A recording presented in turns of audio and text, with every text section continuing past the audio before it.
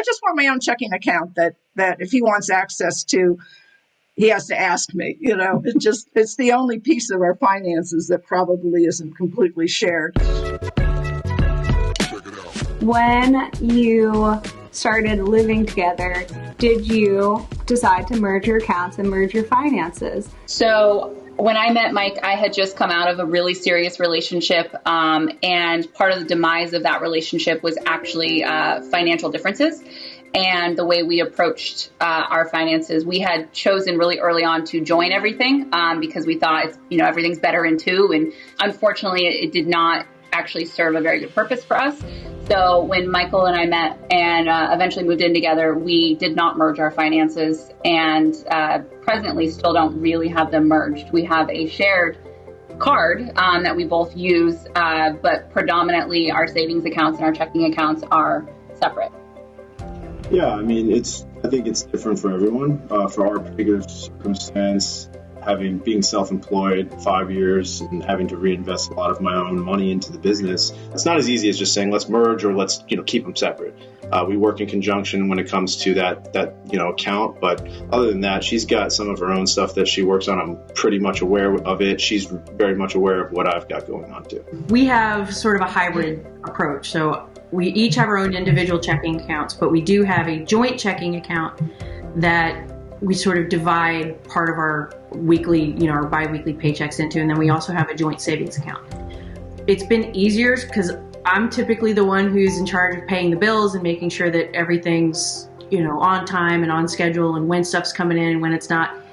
And it's, say we need another $100 for, I don't know, the electric bill is extra high because it was cold or something. It's easier to go in and have him put it into the joint account, and then we have the bills come out of there. A joint account for everything that we share, and then we have our sort of divide and conquer individual money. And we also have a couple of credit cards, like Home Depot, Lowe's, right? We have our names, on like one account. We know like passwords for each other's accounts so that there's nothing hidden. And if I really wanted to know what was going on, or if he really wanted to know what was going on and everything, we can log into just about everything and, see equally where all our money is going. And then, all of the debts, even if it's in his name or my name, we treat it like it's our debt.